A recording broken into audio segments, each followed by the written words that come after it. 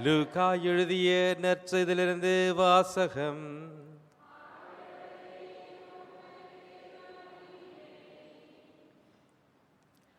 அக்காலத்தில் இயேசு எருசலேமுக்கு போய்க் கொண்டிருந்த போது கலிலேய சமாரிய பகுதிகள் வழியாக சென்றார். ஓர் ஊருக்குள் வந்தபொழுது 10 தொழு நோயாளர்கள் அவருக்கு எதிர்கொண்டு வந்து தூரத்தில் நின்று கொண்டே, ஐயா, இயேசுவே, எங்களுக்கு இரங்கும் என்று உரக்க குரலை எழுப்பி வேண்டினார்கள். அவர் அவர்களை பார்த்து, நீங்கள் போய் உங்களை குருக்களிடம் காண்பியுங்கள் என்றார். அவ்வாறே அவர்கள் புறப்பட்டு போகும்பொழுது அவர்கள் நோய் நீங்கிற்று. அவர்களுள் ஒருவர் தம் பிணி தீர்ந்திருப்பதை கண்டு உரத்த குரலிலே கடவுளை போற்றி புகழ ஆரம்பித்தார். இயேசுவிடம் திரும்பி வந்தார். அவருடைய காலிலே முகங்குப்புற விழுந்து அவருக்கு நன்றி செலுத்தினார். அவரோ ஒரு சமாரியர். இயேசு அவரை பார்த்து, 10 பேர்களில் நோயும் நீங்கவில்லையா? மற்ற 9 பேர் இங்கே? கடவுளை போற்றி புகழ அந்நியராகிய உம்மை தவிர வேறு எவரும் திரும்பி வர காணுமே என்றார். பின்பு அவரிடம், எழுந்து செல்லும், உமது நம்பிக்கை உமக்கு நலமளித்தது என்றார். இதுவே கிறிஸ்து வழங்கும் நற்செய்தி.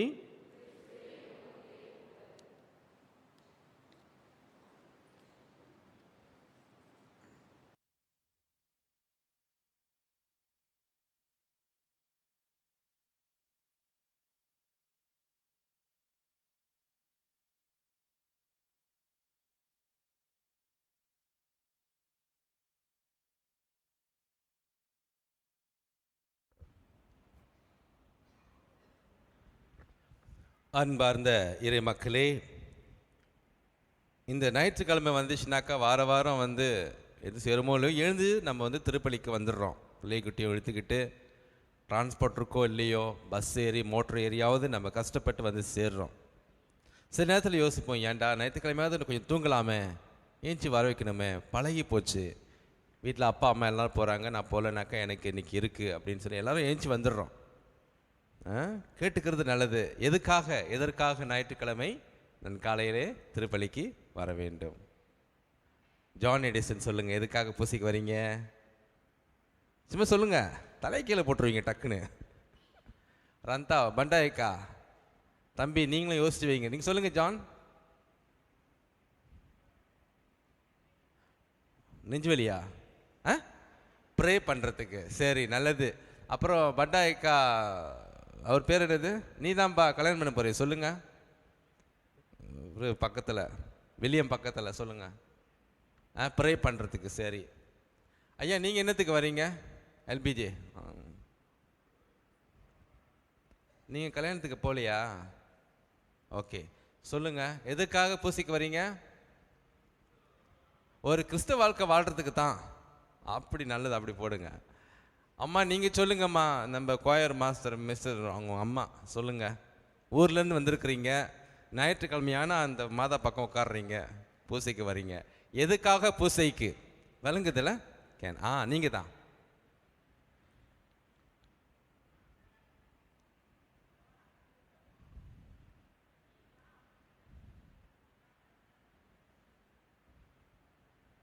இந்த வாரம் முழுவதும் எல்லாம்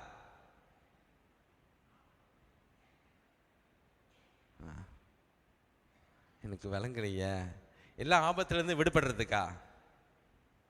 எல்லாருக்காக வேண்டுறதுக்கா? என்னை காப்பாற்றுறதுக்காக?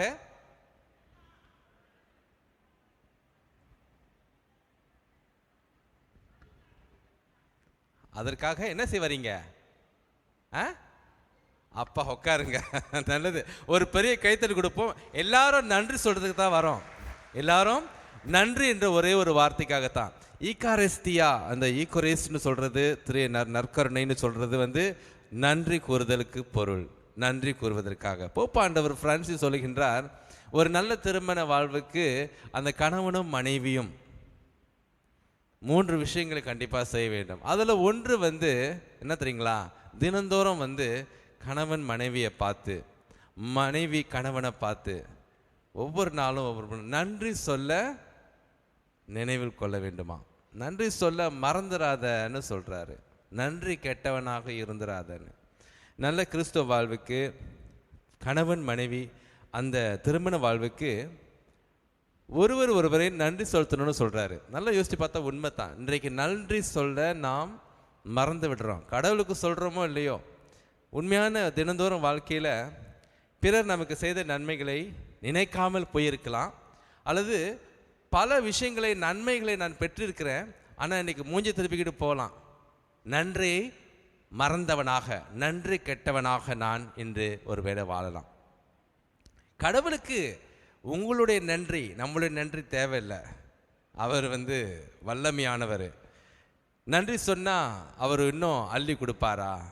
இல்லை. நீ கேட்குறியோ இல்லையோ, உனக்கு என்ன தேவைன்னு கடவுளுக்கு தெரியும். உன்னுடைய நன்றி அவருக்கு தேவை கிடையாது. இருப்பினும் எதற்காக, ஏன் ஒரு மனிதன் மண்டியிட்டு நன்றி செலுத்த வேண்டும்? கடவுளுக்கு மட்டுமல்ல, அக்கம் பக்கம் இருக்கிற சகோதர சகோதரிகளுக்கு நன்றி கூறும் அந்த பொருள் தான் என்ன? நன்றின்னு சொன்னாக்கா ஆசீர், நன்றின்னு சொன்னாக்கா நல்லது, குட்னஸ், நன்றின்னு சொன்னாக்கா பிளஸ்ஸிங்ஸ். நன்றின்னு சொன்ன பொழுது நீ எனக்கு ஆசீர் என்று பொருள் அப்படின்னு சொல்கிறாங்க. இது எந்த விதத்தில் உண்மைன்னு தெரியல, ஆனால் உண்மை தான். நன்றின்னு நான் சொல்லும் பொழுது அந்த நபர் எனக்கு ஒரு பெரிய ஆசீர் என்று அர்த்தம். அதனை சொல்லி மகிழ்கின்றேன், சந்தோஷமாக வாழ்கிறேன். எவனொருவன் நன்றி சொல்ல மறந்து நன்றி சொல்லாமலே போறானோ, அப்படியே வாழ்கின்றானோ, அவனிடத்திலே சந்தோஷம் இருக்காது. அப்போ ஞாயிற்றுக்கிழமை திருப்பலிக்கு வந்து நன்றி செலுத்துகிற ஒவ்வொருவருமே சந்தோஷமான கிறிஸ்தவர்கள். இந்த சந்தோஷமான கிறிஸ்தவர்களைத்தான் இந்த திருச்சபை அழைக்கிறது. இந்த மாதிரியான ஒரு சமூக வாழ்வை நாம் வாழ திருச்சபை நம்மை அழைக்கிறது. ஆகவே எதற்காக திருச்சபைக்கு, எதற்காக பலிப்பூசைக்கு வரேன்? முக்கியமான மூல காரணம் வந்து கடவுளுக்கு நன்றி செலுத்துவது. கடவுள் எனக்கு செய்த பல நன்மைகளை நினைத்து நான் நன்றி கூற வருகிறேன். இன்னொரு விஷயம் பார்த்தீங்கன்னு சொன்னாக்கா, திருப்பலிக்கு வந்தால் தன்னோட ஒரே மகனுடைய துன்பங்கள், அவருடைய இறப்பு, அவருடைய உயிர்ப்பு, இந்த 3 விஷயங்களையும் நாம் இங்கு வந்து கொண்டாடுற ஒவ்வொரு ஞாயிற்றுக்கிழமையும் அதன் மூலமாக அவருடைய திருவுடலும் திரு ரத்தமும் சொர்க்க பரலோக வானக உணவு நமக்கு கொடுக்கப்படுகின்றது. இதுக்காக ஊட்டம் பெற்று நான் மறுபடியும் உலகிற்கு சென்று இந்த வாரம் முழுவதும் நல்லது செய்துவிட்டு மறுபடியும் அடுத்த வாரம் ஞாயிற்றுக்கிழமை நன்றி சொல்ல இங்கு வருகிறேன். ஆகவே இது ஒரு பிரமாண்டமான விஷயம், பிரமாண்டமான விஷயம். நாம் இங்கு வருவது கடவுளுக்கு நாம் கூறும் ஒரு பெரிய நன்றியாகும். கடவுள் நமக்கு மறுபடியும் என்ன கொடுக்கின்றார்? இங்கே வரும்பொழுது நமக்கு தன்னுடைய ஒரே மகனுடைய அன்பையும் பாசத்தையும், அந்த மன்னிப்பையும் ஊட்டத்தையும் பலத்தையும் புது வாழ்வையும் அள்ளி கொடுக்கின்றார். அது அவர் நமக்கு கொடுக்கும் பரிசு. ஆனால் நீ கடவுளுக்கு கொடுக்கும் பரிசு, உனக்கு நீ வந்து இங்கே பிரசன்னமாக இருந்து திருப்பலியில் கலந்து கொள்ளுவது கடவுளுக்கு நீ கொடுக்கும் பெரிய பரிசு. இது கடவுளுடைய கண்களுக்கு உகந்த காணிக்கையாக இருக்கிறது. ஆக இறை மக்களே, இன்று நாம் வாசங்களே இயேசு வருவதற்கு ஒரு 850 ஆண்டுகளுக்கு முன்பே இருந்த நாமானுடைய கதையை பார்க்கிறோம். அவன் நன்றி செலுத்தினான், கடவுளுக்கு நன்றி செலுத்தினான். யார் அவன்? இஸ்ராயலுடைய அங்கு இருக்கின்ற பல அரசர்களில் ஒரு அரசர், ஆராம் என்கின்ற அரசன். அந்த அரசனுக்கு கீழே ஒரு பெரிய வீரப்படை, அந்த வீரப்படைக்கு தலைவனாக இருந்தவன் இந்த நாமான். அப்படி கம்பீரத்தோடு பீடு நடை போட்டு வருவான். அவனுக்கு ஒரு சோகக்கதை, உடம்பு முழுவதும் அவனுக்கு தோல் வியாதி, தொழுநோயா என்னன்னு தெரியல, ஆனால் ஒரு மாதிரியான கொடூரமான தோல் வியாதி. அதை அவன் சரிப்படுத்தனாக்கா அவனுடைய வேலை போயிடும், அந்தஸ்து பேரு புகழும் போயிடும். அவன் ஒரு கடவுளை நம்பாதவன், புறவினத்தார்னு சொல்லுவாங்க. கடவுளை நம்பாதவன், விசுவாசமே இல்லை. அப்படி போய் எந்த கடவுளை அவன் வேண்டுவான்? அப்படி இருக்கும் பொழுதுதான் அவனுடைய வீட்டில் இருக்கின்ற வேலைக்காரச்சி ஒருத்தி, மனைவிக்கு ஒத்தாசையாக இருக்கிற ஒருத்தி, ஒரு வேலை ஏழ்மையான ஒரு பெண் சொல்லுகின்றா, ஐயா எங்கள் ஊருக்கு போனீங்கனாக்கா, எங்கே இருக்குது அந்த ஊர்? இஸ்ராயேல் கடவுள் வாழும் அந்த யூதர்களுடைய நாடு. அப்போது வெகு தூரம் போகணுமா. இந்த நாமான் போனார்னு சொன்னாக்கா, ஒரு இறைவாக்கினர் இருக்கின்றார். அந்த இறைவாக்கினர் நீங்கள் சந்திச்சிங்கனாக்கா, ஐயா உங்களுக்கு கண்டிப்பாக எல்லாம் நல்லா போயிடும் அப்படின்னு சொன்னான். இந்த சின்னவ சொல்கிற பேச்சை இவன் எப்படி கேட்பான்? முடியாது. என்ன அது, நீ என்ன சொல்கிறது, நான் போகிறது, அப்படி ஒரு கடவுள் இருக்கிறாரா என்று உதாசீனமாக இருந்தான். இருப்பினும் மனைவி சொல்லும் பொழுது கணவன் கேட்டான். நாமான் சரி எனக்கு நல்லா ஆகணும்னு சொல்லி அவன் உடனே புறப்படுறான். அவனுடைய நாட்டில் இருக்கிற மன்னரிடம் ஒரு கடிதத்தை எழுதி கொண்டு அடுத்து இருக்கின்ற அந்த யூதா நாட்டினுடைய மன்னர் கொண்டு கொடுக்கும் பொழுது அவரும் சொல்லுகின்றார், நீ உடனே சென்று இன்னாரை சந்தி. யார் அவங்க? இறைவாக்கினர் எலிஷா. எலிஷா என்கிற இறைவாக்கினர் வெகு தூரத்தில் இருக்கும் பொழுது அங்கே பலமுறை வேண்டாம் என்று சொன்ன அதே நாமான் போய் நிற்கின்றான், கதவை தட்டுகின்றான். எலிஷா வெளியே வந்தாங்களா? இல்லை. அப்படியேப்பட்ட இறைவாக்கினர் வெளியில எட்டி பார்க்கல. அவர் சொல்லுகின்றார், போய் அவனை 7 முறை யோர்தான் நதியிலே குளிக்க சொல்லி வா, அவன் நலமடைவான். சந்திச்சாங்களா என்னன்னு தெரியாது, ஆனால் பல பேர் எழுதினவங்க சொல்கிறாங்க சந்திப்பு கிடையாது. சில நேரத்தில் நம்ம கடவுளை தேடும் பொழுது உடனடியாக நமக்கு அவர் சந்திக்க மாட்டார், கதவு திறக்கப்படாது, கடவுள் மூடப்பட்டிருக்கும். கதவு மூடப்பட்டிருந்தாக்க நம்ம என்ன செய்வோம்? நின்று பார்த்து வேற எங்கேயாவது ஓடிடுவோம். ஆனால் நாமான் அப்படி கிடையாது. நலம் பெற வேண்டும் என்று வந்தவன் விடாமுயற்சியாக கதவு முன்னுக்கு நின்று கேட்ட இந்த விஷயத்தை எடுத்துக்கொண்டு அவன் சரி முயற்சி பண்ணி தான் பார்ப்போமேன்னு சொல்லி போகிறான். அந்த யோர்தான் தண்ணி சுத்தமான தண்ணீரும் கிடையாது, அழுக்கா போய் கொஞ்சம் தண்ணி தேங்கி இருந்தது. அவனுடைய மனதில் ஒரு தயக்கம், என்னடா இவ்வளோ தூரம் வந்தோம், என்னுடைய நாட்டில் இஸ்ராயேலில் உத்தாரான்னு சொல்லுவாங்க, உத்தாரா பக்கம் பார்த்தீங்கன்னு சொன்னாக்கா நல்ல நல்ல நதிகள், அழகான நதிகள் இருக்குது. அதை யூத நாட்டில் இங்கே பார்த்தாக்கா இந்த நாடு இன்னும் நதி இப்படி கிடக்குது. யோர்தான் நதி அழுக்குப்பட்டு கடந்தது. ஆனால் அந்த இடத்துல கடவுள் புதுமையை செய்யவிருக்கின்றார். ஒரு வேலைக்காட்சியின் மூலம் கடவுள் நல்ல விஷயத்தை சொல்லி அனுப்பினார். இன்று இங்கே இந்த தண்ணீரை தொடும் பொழுது நாமானுக்கு குணமாயிற்று, குணமடைந்தான். நாமான் முழுமையாக குணமடைந்தான். அப்படியே நன்றி சொல்லணுமேன்னு சொல்லி அவன் எலிஷாவை தேடி போகிறான். கடவுளை கண்டது கிடையாது, கடவுளை நம்ப கிடையாது. எலிஷா தான் அவனுக்கு எல்லாம் செஞ்சார்னு சொல்லி பொருட்களை கொடுக்க போகின்றான். நன்றி சொல்ல போகும்பொழுது எலிஷா வெளியே வந்தாரா? வரல. எனக்கு ஒன்றும் வேண்டாம், நீ அப்படியே வீடு திரும்புன்னு சொல்லி அனுப்பிட்டாரு. எலிஷாவும் இந்த நாமானும் சந்திக்கவே இல்லை. ஏன்? கடவுள் தன்னுடைய திருமுகத்தை காண்பிக்காத நேரங்கள், கதவு திறக்கப்படாத நேரங்கள், உன்னுடைய காதில் ஒலி கேட்காத நேரங்கள் இருக்கும் பொழுதெல்லாம் நீ மனசை விட்டு விடாதே. அப்பொழுதுதான் உறுதியாக நிற்கணும். விடாமுயற்சியாக இருக்கும் பொழுது அங்கே நடக்கும் உண்மையான புதுமை. கடவுள் உன்னை சோதிப்பார். இந்த சோதனை நாமானுக்கு வந்துச்சு. என்னடா இவ்வளோ தூரம் வந்தோம், எலிஷா வெளியவே வரவில்லையே, இவ்வளோ நன்றி சொல்லி இவ்வளோ பொருட்களை கொடுக்குறேன், அவரை ஏற்றுக்கவே இல்லை, வேண்டாம் என்று சொல்லி போக சொல்லிவிட்டார். அப்பொழுது என்ன நடந்துச்சு? சரி பொருட்கள் தான் வேணாம், இந்த இடத்துல உண்மையிலேயே கடவுள் இருக்கின்றார் என்று நம்ப ஆரம்பித்தான் அந்த நாமான். கடவுளை நம்பாதவன் விசுவாசம் கொள்ள ஆரம்பித்தான். எலிசா கதவு திறந்து வெளியே வந்திருந்தாக்கா என்ன ஆயிருக்கும்?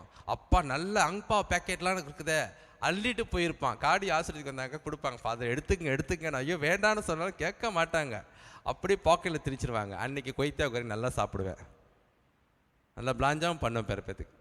சில நேரத்தில் பாருங்கள், அள்ளி கொடுக்க பார்ப்போம், வாங்கலைனாக்க கோச்சிக்கிறோம். நாமான் பொருட்களை வாங்காத பொழுது அவன் யோசித்து ஆரம்பித்தான். அந்த நேரத்தில் நம்பிக்கை கொள்ள ஆரம்பித்தான். அந்த நாட்டின் மண்ணை எடுத்து செல்ல ஆரம்பித்தான். எதற்காக அந்த மண்?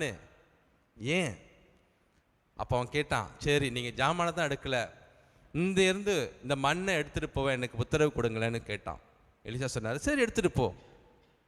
அங்கே இருக்கிற 2 பிராணிகள் சொல்லுவாங்க, கழுதை ஏற்றி கொள்கிற மாதிரி அளவுக்கு மண்ணை எடுத்து சென்றான். அப்போ எடுத்துக்குமே ஒரு லோரி நிறையா மண்ணுன்னு எடுத்துக்கோமே. எதற்காக மண்? பாடல் கேட்டிருப்பீங்க, எஜமா காலடி மண் எடுத்து நெத்தியில் பொட்டு வச்சோம், எஜமா அவர் சொல்லுக்குத்தான் நாங்கள் தினம் கட்டுப்பட்டோம். இந்த மண்ணை பற்றி அந்த பாடல் சொல்லுவாங்க. அப்படி இருக்குங்க. ஊருக்கு போனாக்கா அந்த மண்ணு தொட்டு கும்பிடுவாங்க. போப்பாண்டவர் 2ஆம் சின்னப்பர் வந்து எல்லா நாட்டுக்கு போனால் கீழே முதல்ல கப்பை விட்டு இறங்கினோடனே மண்ணை தொட்டு முத்தம் கொடுப்பாரு. அந்த மண்ணுக்கு இருக்குது அவ்வளோ ஒரு பெரிய விஷயம். கடவுள் வாழுகின்ற பூமி, கடவுள் ஆசீர்வதித்த பூமி. ஆகவே இந்த மண்ணு தான் என்னை குணப்படுத்தியது. இந்த மண்ணை எடுத்து சொல்லும் பொழுது கடவுள் கண்டிப்பாக என்னோடு வாழ்வார் என்று சொல்லி அவன் மண்ணை அள்ளி கொண்டு போய் தன்னுடைய ஊரில் வீட்டு பக்கம் வைத்து சிதறி வச்சு அங்கே அந்த இஸ்ராயலின் கடவுளின் பிரசன்னத்தை அவன் உணர்ந்தான், நம்பினான், கடவுளுக்கு தினந்தோறும் நன்றி சொல்ல ஆரம்பித்தான். ஆகவே தான் இந்த மண்ணினுடைய கதை வந்தது. நன்றி சொல்ல அவன் மறக்கவில்லை. மறுபடியும் என்று நற்செய்தி லூக்காஸ் சொல்ற நற்செய்தி நாம் பார்க்கின்றோம். 10 பேர் தொழுநோயாளிகள், கொடூரமான ஒரு நோய், வெகு தூரத்தில் கொண்டு தள்ளி போட்டுருவாங்க. எந்த விதமான பேச்சுவார்த்தையும் கிடையாது. அவங்களாம் வரும்பொழுது மணி அடிச்சுக்கிட்டே வரணும். மணி கட்டாக்கா ஆஹா அவனுங்க வரானுங்க, எல்லாரும் ஓடி போயிடுவாங்க.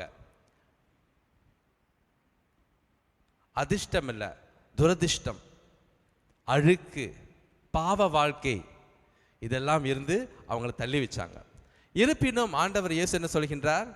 தொழுநோயாளிகளுக்கு நன்மை கொடுக்க குணமாக்க நான் வந்திருக்கின்றேன் என்று கேள்விப்பட்டவர்கள் வெகு தூரத்தில் இயேசு இருக்கிறான்னு சொல்லி நின்று, இயேசுவே எங்களுக்கு மனம் இறங்கும், மன்றாட ஆரம்பித்தாங்க. நீங்களும் நானும் ஞாயிற்றுக்கிழமை வந்து மன்றாடனாக்க முடியாது, எதையாவது நம்ம கேட்டு விட்டு போவோம். Yes, we pray for something, we ask. கேட்பது நம்முடைய மனித இயல்பு. கேட்டுக்கொண்டே இருப்போம். கிடைக்கிறதுனா கேட்டுக்கிட்டே இருப்போம், கேட்காம இருக்க முடியாது. அதைத்தான் அந்த 10 பேரும் செஞ்சாங்க.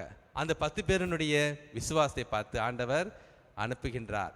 போய் குருவானவர்கிட்ட காட்டுங்க, உங்களை பார்த்து நல்லாச்சுன்னு சொல்லி அவர் வந்து அனுமதி கொடுப்பார். சொந்த ஊர்களுக்கும் சொந்த வீட்டுக்கும் செல்வதற்கு அனுமதி கொடுத்த பிறகு நீங்கள் சந்தோஷமாக போங்கன்னு சொல்லி வாழ்த்துகின்றார்.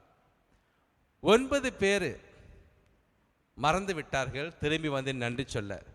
ஆனால் அதில் வந்த ஒருவனுடைய முக்கிய அம்சம் என்னன்னு சொன்னாக்கா, அவனுக்கு 2 கொல்லிய நோய்கள் இருந்தது. ஒன்று தொழில் நோய், அது. 2வது அவன் ஒரு சமாரியன் என்கின்ற இன்னொரு நோய். சமாரியன் என்று சொல்லும் பொழுது அது கலப்பு திருமணத்தினால சொந்த யூத மதத்தை விட்டு போய் கலந்து போய் பாவப்பட்டு இருக்கின்ற ஒரு ஊர் என்று சொல்லி அந்த ஊரை யாருமே அணுக மாட்டார்கள். அதிலும் யூதர்கள் அந்த பக்கமே போக மாட்டார்கள், ஒதுக்கி வைத்து விட்டார்கள் இந்த சமாரியர்களை. இந்த ஒருவனுக்கு தொழுநோயும் இருந்தது. அவன் ஒரு சமாரியன் என்கின்ற அந்த ஒரு பெயர் பட்டம், அந்த ஒரு நோயும் அவனிலே இருந்தது. ஒரு சமாரியன் மறுபடியும் அந்த ஊருக்குள்ளே போக முடியாது, சான்ஸ் கிடையாது. ஆகவே தான் அந்த 9 பேருமே யூதர்கள் நலமாயி ஊருக்கு சென்றார்கள், சொந்த வீடுகளுக்கு சென்றார்கள். ஆனால் இவனுக்கு போகுவதற்கு இடம் கிடையாது, மகா பாவி. ஆகவே தான் அவன் இயேசுவின் பக்கம் திரும்பி வந்தான். அந்த ஒரே காரணத்துக்காக இயேசுவின் பக்கம் திரும்பி வந்தான். அவன் பெற்ற நலம் குணமாவது மட்டுமல்ல, அவன் பெற்ற பெரிய நலம் வந்து என்ன தெரியுங்களா? கடவுளின் மேல் விசுவாசம் கொண்டது தான் அவன் பெற்ற பெரிய வரப்பிரசாதம், ஒரு பெரிய நன்மை, ஒரு பெரிய மாற்றம். ஆகவே இவனிடத்தில் கடவுள் ஆசீர்வதிச்சு அனுப்புகின்றார். என்னுடைய பாதையிலே நீ செல்லு. அவன் ஒவ்வொரு நாளும் நன்றி சொல்லி சந்தோஷமான ஒரு வாழ்க்கையை அவன் கடைபிடிக்க கொண்டாடிட ஆரம்பித்தான். இறைமக்களே, இன்றைக்கு நீங்களும் நானும் ஜெப வாழ்க்கையில் வரும்பொழுது, ஒரு திருப்பலிக்கு வரும்பொழுது, ஒவ்வொரு மணி நேரமும் நாம் ஒரு மணி நேரமும் ஜெபத்தை ஒப்பு கொடுக்கின்றோம். ஒரு கிறிஸ்தவனுக்கு ஜெபம் 4 விதமாக நாம் எடுத்து பார்க்கலாம். முதல் பகுதி அவன் நன்றி கூறும் மனப்பக்குவம் வைச்சிருக்க வேண்டும். There must be a heart to give thanks. இரண்டாவது, கடவுள் திவ்ய நற்கருணை ஆராதனை செய்ய வேண்டும். மூன்றாவது, மன்றாட்டுகளை கொண்டு வர வேண்டும், மன்றாட வேண்டும் கடவுளோடு. நான்காவது, மனம் மாற வேண்டும். ஆகவே இந்த 4 விஷயங்கள். ஆனால் நம்மள எத்தனையோ பேர் அந்த 9 பேர் மாதிரி இருக்கிறோம். அந்த 9 பேர் மனசுலேயும் என்ன தெரியுங்களா? மன்றாடணும். ஆண்டவரே இயேசுவே எங்கள் மேல் இறங்கும் சொல்லி மன்றாடினாங்க. மனம் மாறினாங்களான்னு தெரியல. ஆனால் 9 பேர் மனசில் இருந்தது இதுதான். ஆனால் அந்த ஒருவனுடைய மனசில் இருந்தது இன்னும் 2 விஷயம். நன்றி கூற வேண்டும், இயேசுவை ஆராதிக்க வேண்டும் என்று திரும்பி வந்தான். ஆகவே என்று யோசித்து பார்ப்போம். எத்தனை முறை நாம் வேலை இல்லாத பொழுது ஆலயத்துக்குள்ளே அமைதியிலே திவ்ய நற்கருணை ஆண்டவரை ஆராதனை செய்கின்றோம். Adore the Lord in the blessed sacrament. கொஞ்சம் வெள்ளனே வந்தோம் இல்லை பூசைக்கு பிறகு எல்லாம் டப்பு டப்பு டப்பு டப்புன்னு வெளியாயிருவோம். இது கூடாது, இது நல்லது கிடையாது, இது நன்றி மனம் கிடையாது. பாட்டாக பாடுறோம், ஆனால் பூசை முடிஞ்சு கூட பாட்டு பாடி முடிஞ்சு ஃபாதர் இப்படி போகணுன்னு டக்கு டக்கு டக்கு டக்குன்னு எல்லாரும் வெளியாயிரும், கதை அடிக்கிறதுக்கோ இல்லை பேசுறதுக்கோ. ஆக்சுவலி அப்படி கிடையாது. இறுதி பாடல் முடிஞ்சோம், நீ முழந்தால் இருந்து அமைதியில் 1 நிமிஷம் ஆண்டவரை ஆராதனை செய்யணும். அதுதான் உன்னுடைய நன்றி. பாட்டு பாடுறதும் ஜெபம் சொல்கிறதும் பிளா பிளா பிளா சொல்கிறதெல்லாம் சேம் ஒவ்வொரு வாரமும். ஆனால் நீ என்னைக்கு அமைதியில் முழந்தால் இட்டு 1 நிமிஷம் நன்றி சொல்லி நீ வெளியே போறியோ அதுதான் நல்ல விஷயம். அதை இன்னைக்கு நான் பார்க்க விரும்புகிறேன். அதை பழக்கத்துக்கு கொண்டு வருவோம். பூசை முடிஞ்சிச்சு பார்த்தீங்களா, பாடல் பாடிட்டோமா, இப்போதான் உன்னுடைய நேரம். உன்னுடைய நேரம் கொஞ்ச நேரமாவது முழந்தால் இட்டு நன்றி செலுத்தி அமைதியில் நீ வெளியே போ. அதை கடவுள் அவர் பார்த்து அழுகிறார். என்னடா வந்தாங்க, பேசினாங்க, பாடினாங்க, போய்கிட்டே இருக்கிறாங்க. அவரை உள்ளே பூட்டி வச்சுட்டு நம்ம போய்கிட்டே இருக்கிறோம். பூட்டினபடி அவர் உள்ளேயே அடைஞ்சு கிடக்கின்றார். ஆனால் சந்தோஷமானவன் கொஞ்ச நேரமாவது முழந்தாளிட்டு நன்றி செலுத்துவான். அந்த ஒரு நோயாளி அந்த சமாரியன் திரும்பி வந்தது போல நாம் இன்று ஆராதிப்போம், நன்றி கூறுவோம். இந்தியாவில் குஜராத்னு ஒரு இடம் இருக்குது. குஜராத் நாட்டில் இந்த ஊரில் ஆதிவாசிகள் இருந்தார்கள். இந்த ஆதிவாசிகளுடைய எத்தனையோ வார்த்தைகளில் நன்றி, திரிமா காசே, ஷியே அப்படின்ற வார்த்தை கிடையாதான். அப்போ எப்படி நன்றி செலுத்துவாங்க? கேட்ட பொழுது ஆராய்ஞ்சு பார்த்த பொழுது அவங்க சொல்கிறாங்க, அவங்களுடைய தினந்தோறும் வாழ்க்கையை நன்றி செலுத்துறது தான்.